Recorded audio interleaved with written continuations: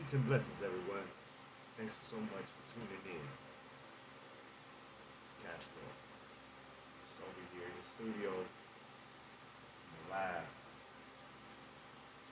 I'm here, bro. Wagwan. Uh, Desktop, baby. Just building projects, for us disenfranchised people. And I'm paying attention to these news streams of what's going on. I find myself in a paradigm of searching out science because science is like the big thing. What's up, yo? Peace and blessings. Let me know in the comments. How's your day going? Where you tuning in from? I'm over here working and researching something. Researching a couple things. One is the project that I'm working on building, and there's the other that was inspired of me, and it has to do with the Hadron Collider. What's been going on? If you're not aware, the Hadron Collider has recent news, right? We're operating it at a different level, going into new realms. The Hadron Collider, right? Smashing atoms together, smashing particles together at unprecedented speeds, right now. And it's still going on, and it's supposed to go on for so long. I'm actually reading, trying to find the link I was reading right now. 2015. So this is why it matters. What I'm searching is why it matters. My brother Carlo, shout out to Carlo, man. He put this in my spirit. He said what they're doing is lowering the vibrational frequency within the realms to a level that has never been experienced before, and they're trying to find new things. And it's funny revealing what they're trying to find. Like, there it is. What's going on, right? This is a post from 4 hours ago. The Large Hadron Collider switches on at highest ever power level to look for dark matter. They're looking for dark matter. The detector is set to run at its highest energies yet. See, this is what matters here. We're tapping into energies in different ways. People are experimenting, experiencing things, and tapping and testing what the energies are. The Large Hadron Collider has been turned back on today, July 5th, and is set to smash particles together at never before seen energy levels. The Large Hadron Collider is the world's largest and most powerful particle accelerator. This is from livescience.com. Located at CERN near Geneva, Switzerland, and the nearly 17-mile long loop was fired up today after spending 4 years offline for upgrades. With these fixes completed, scientists want to use the gigantic accelerator to smash protons together at record-breaking energies, they say. Right? Yeah, let's chop it up. Alright, in the chat, one step. That's my brother I'm working on this project with. It's a gateway. So this is what we're talking about, the gateways, right? There's polarities in life, in this realm, in this dimension that we experience. With these fixes completed, scientists want to use the gigantic accelerator to smash protons together at record-breaking energies of up to 13.6 trillion electron volts, TeV, an energy level that should up the odds of the accelerator producing particles not yet observed by science. The upgrades to the accelerator's particle beams have done more than spike their energy range and increased level of compactness, making the beams denser with particles. Light beams denser with particles will increase the probability of a collision so much that the accelerator is expected to capture more particle interactions in its third run than it did in its previous two combined.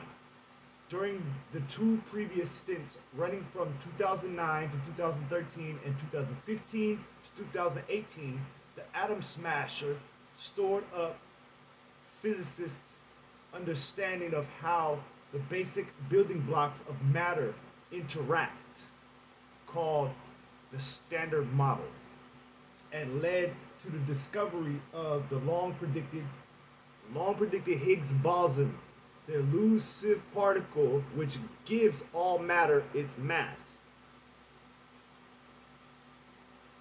Google the Higgs Boson particle and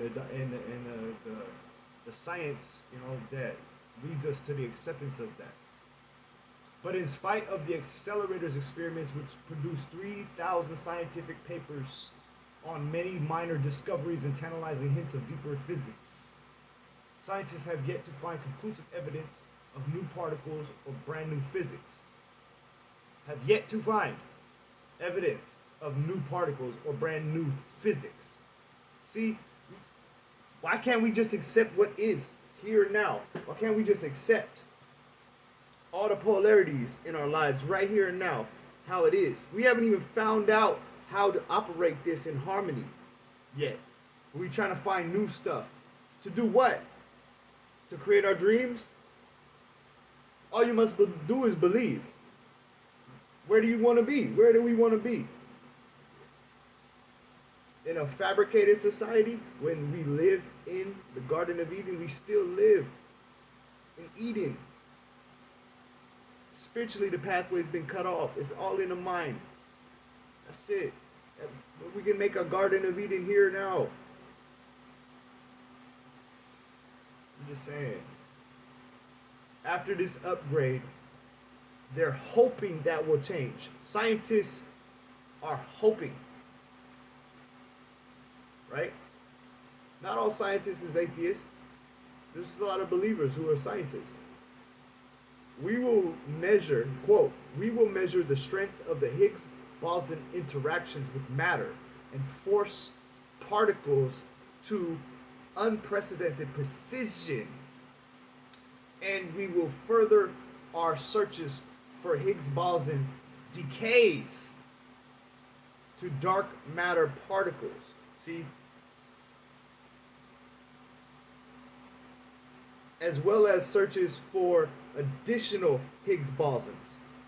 Quote from Andreas Holker, a spokesperson of the LHC's Atlas collaboration, an international project that includes physicists, engineers, technicians, students, and support staff, said in a statement. So that's a whole long after the quote, right? To divert our thinking, we will measure the strengths of the Higgs boson interactions with matter and force particles into unprecedented precision. There's already precision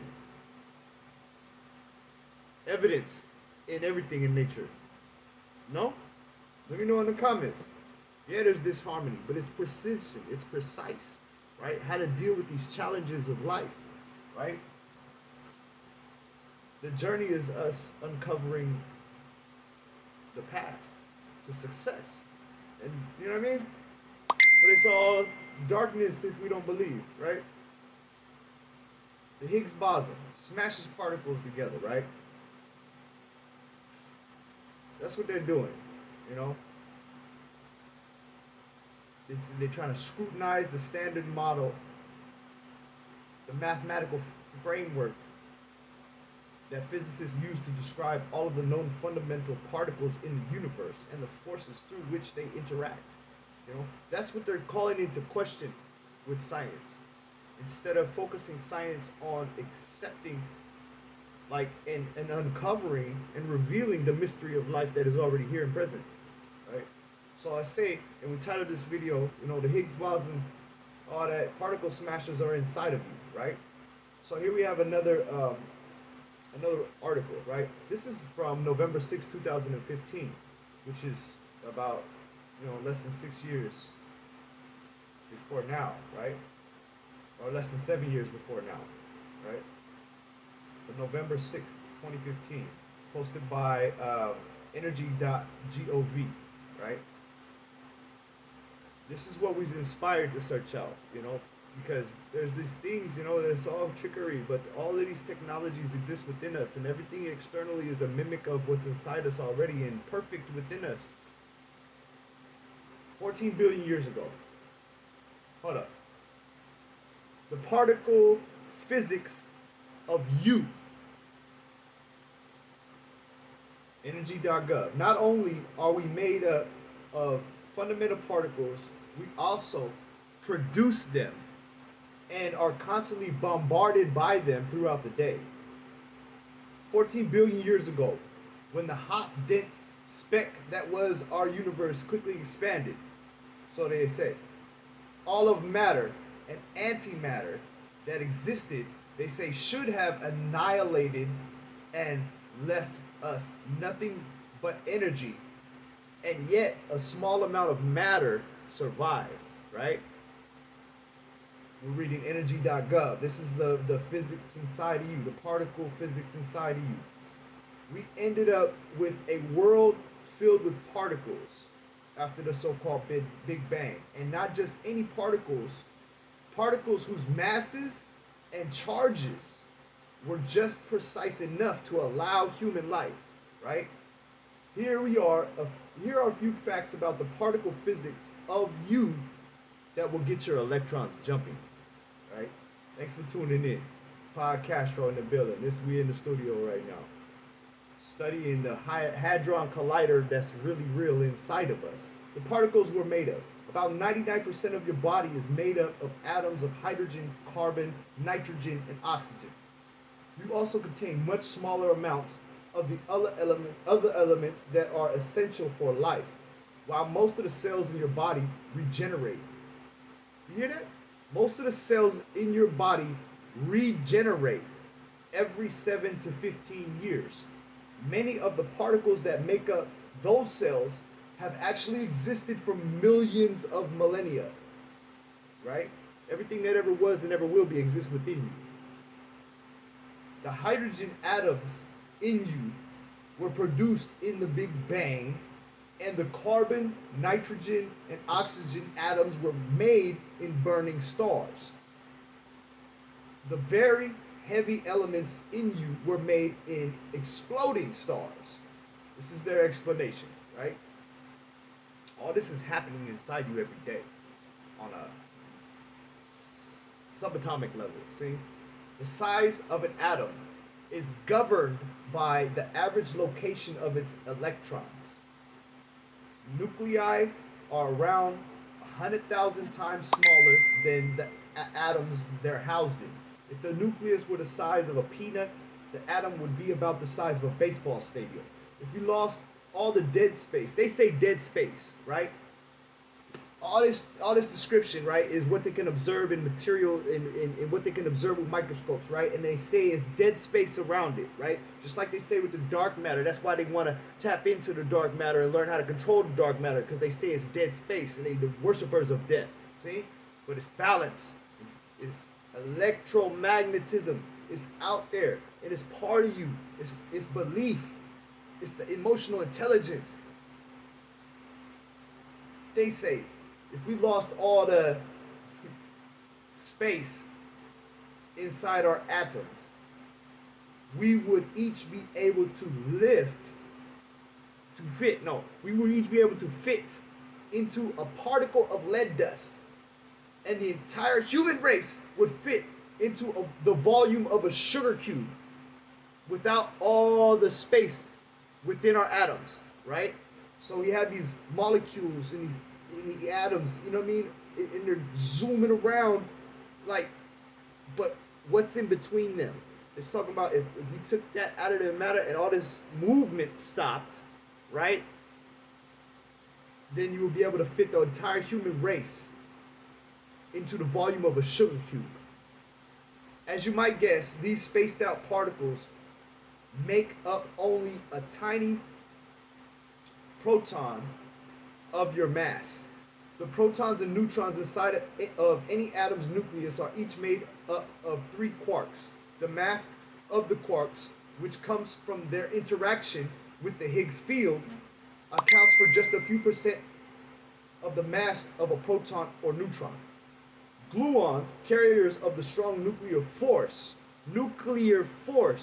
that holds these quarks together, are completely massless. If your mass doesn't come from the masses of these particles, if it doesn't come from these masses of these particles, which are massless, these quarks, right? Where does it come from? It comes from energy. Scientists believe that almost all of your body's mass comes from the kinetic, hand-eye coordination response, the kinetic energy of the quarks and the binding energy of the gluons. See? Energy, binding, gluons. Makes me think of alkaline and acid. Electric energy versus clumps of earth, dirt. No, not even that. It's like clumps of glue. Like they said, gluons. The particles we make, right? This is where we're talking about where we are the Hadron Collider. Your body is a small scale mine of radioactive particles. You receive an annual 40 millirem dose from the natural radioactivity originating inside of you. That's the same amount of radiation you'd be exposed to from having 4 chest x-rays. Your radiation dose level can go up by 1 or 2 millirem for every 8 hours you spend sleeping next to your similarly radioactive loved one. You emit radiation because many of the foods you eat, the beverages you drink, and even the air you breathe contain radionuclides such as potassium-40 and carbon-14. They are incorporated into your molecules and eventually decay and produce radiation in your body. When potassium-40 decays, it releases a positron, the electron's antimatter twin. So you also contain a small amount of antimatter, right? So you're looking for dark matter, the antimatter. This is all everything. This is why I say everything exists in the external is within you going on. Everything that ever was, ever will be exists within you. Where do you want to be? That's all that matters. What do you want? When potassium-40 decays, it releases a positron, the electron's antimatter twin. So you also contain a small amount of antimatter. The average human being produces more than 4,000 positrons per day. About 180 positrons per hour. But it's not long before these positrons bump into your electrons and annihilate into radiation in the form of gamma rays. Remember the Hulk? The particles we meet. The radioactivity born inside your body is only a fraction of the radiation you naturally and harmlessly come in contact with on an everyday basis.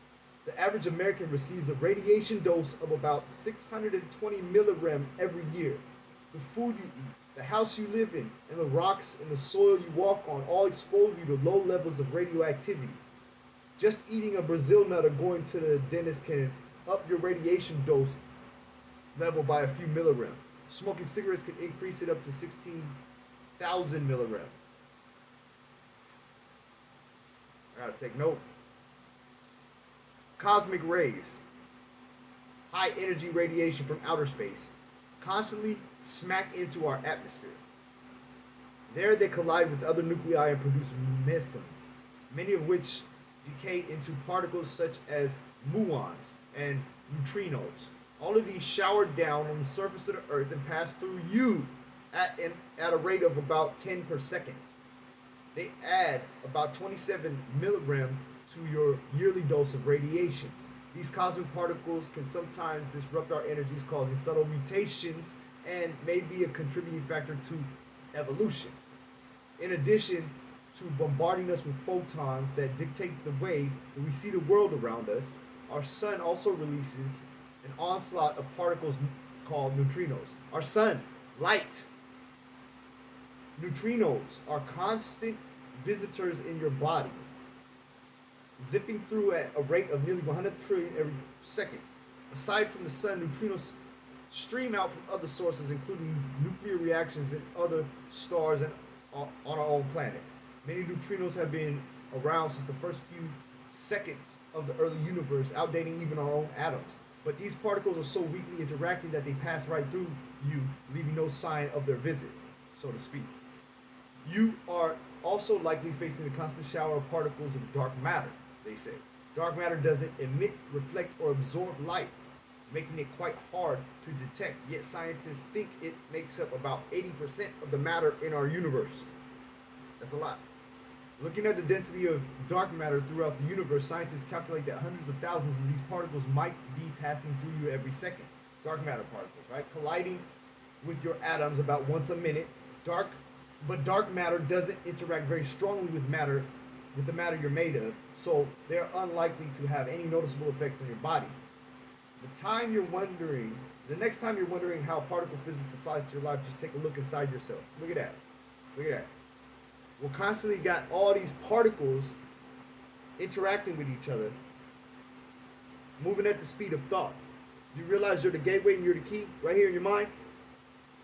Like the glands, the glandular highways and the systems of our body is perfect technology. See? The earth itself is perfect technology. Creation itself is perfect the way it is. See?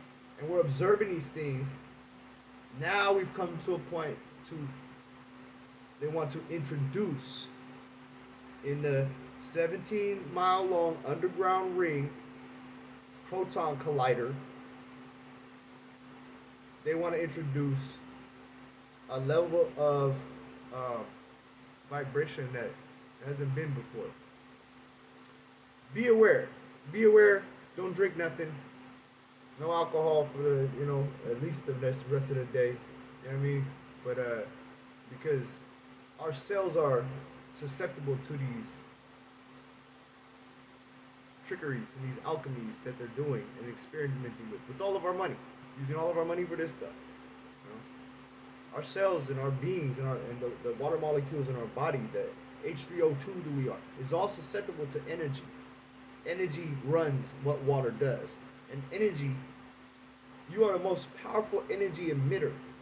And it's right inside your head, in your mind, in your belief. What do you think? Your emotional intelligence is the gift that you all need, that we all need. That's it, the emotional intelligence. We can do better.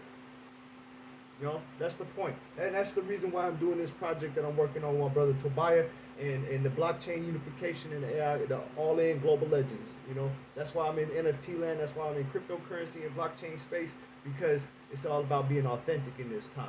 You know what I mean? So I love it. I've been doing it for over a decade now, and now it's time. It's time to come forward with this project almost. You know, so I'm gonna get back to work developing this, and yeah, I'm gonna link with you right now, brother Tobiah. And yo, if you got any questions, or if you want to get involved or you want to participate and see how we're getting residual, we don't have to clock in for nothing no more. Like, holla at me, hit me in the inbox. Peace and blessings. California Straw, we out here doing it, San Diego.